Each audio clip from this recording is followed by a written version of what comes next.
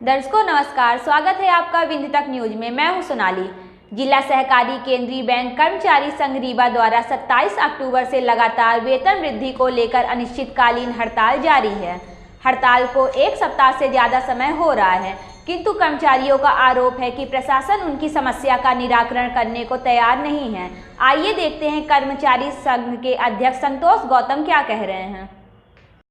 Sir, ये लगातार आप लोगों का आंसर जारी है। 27 तारीख से हम लोगों का ये अनिश्चितकालीन हड़ताल का कार्यक्रम चल रहा है। प्रशासन हमारी बात नहीं सुन रहा है, बल्कि उल्टा हमारे ऊपर एस्मा वगैरह का दबाव बना करके धमकाया जा रहा है। सस्पेंशन की धमकी दी जा रही है, टर्मिनेशन की धमकी दी जा रही है, और अवैधानिक जो भी कार्रवाइयाँ हैं हम लोगों के विरुद्ध, वो सब की धमकियाँ दी जा रही हैं। हमारा सिर्फ इतना अनुरोध है कि हमने जो मांग रखी है वो जायज़ है।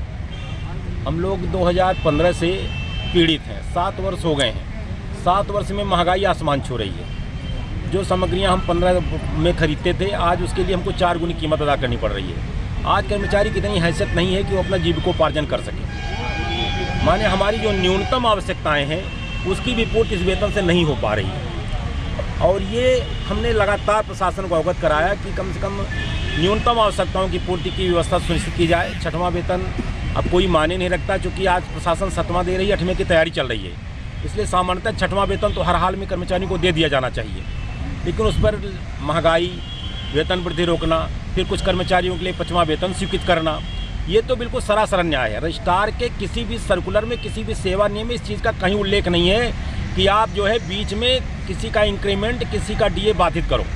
इंक्रीमेंट का नियम ये है कि अगर किसी ने कोई ऐसा कार्य किया है जो उसको दंड मिला है, उस दंड स्वरूप उसका आप इंक्रीमेंट रोक सकते हो।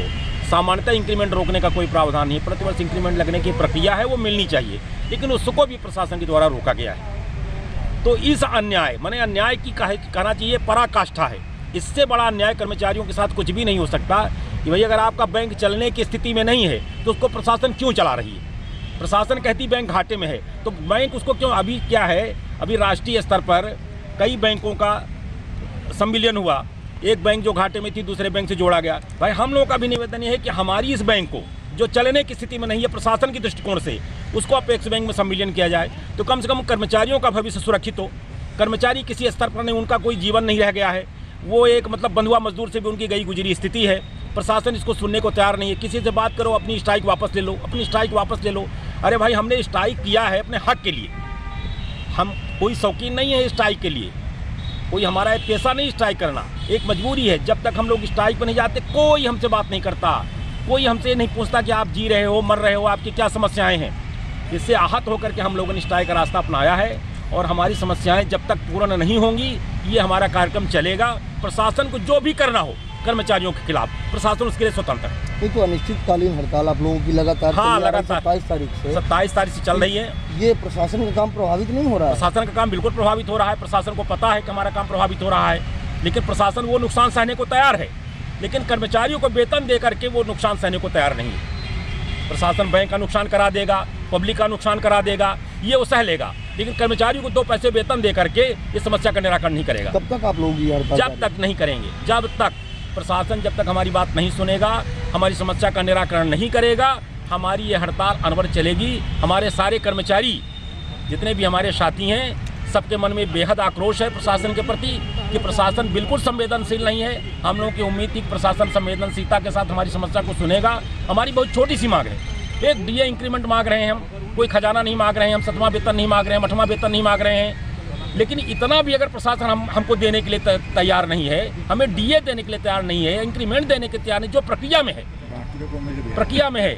मध्य प्रदेश शासन हजारों करोड़ रुपए कर्ज लेकर के शासकीय कर्मचारियों को वेतन देती है, सारी सुविधा देती है। घर में सोते हैं, वो घर में सोते हैं 8 घंटे 12 घंटे। यहाँ का कर्मचारी 7 बजे, हमारे जीएम साहब 6 बजे से मैसेज करते हैं रात के 2:30 बजे तक। सारे कर्मचारी उसके अनुरूप काम करते हैं, कभी छुट्टी नहीं मिलती। 2 दिन की छुट्टी का प्रावधान है, वो छुट्टी कैंसिल हो जाती है। छुट्टी में कर्मचारी काम करता है, लेकिन उसके बावजूद भी किसी के मन में कर्मचारियों के प्रति किसी तरह का दया भाव नहीं है। इतना शोषण, मतलब कहना चाहिए कि शोषण की अंतिम पराकाष्ठा जो हो सकती है वो प्रशासन हमारे साथ कर रहा है। मैं चाहता हूं कि आप शासन तक ये बात पहुंचाएं और हमारी समस्या का शासन निराकरण करे। हमारी जो छोटी सी डिमांड है उसको पूरी करे, अदरवाइज हम जो है अपनी स्ट्राइक वापस लेने की स्थिति में तब तक नहीं है।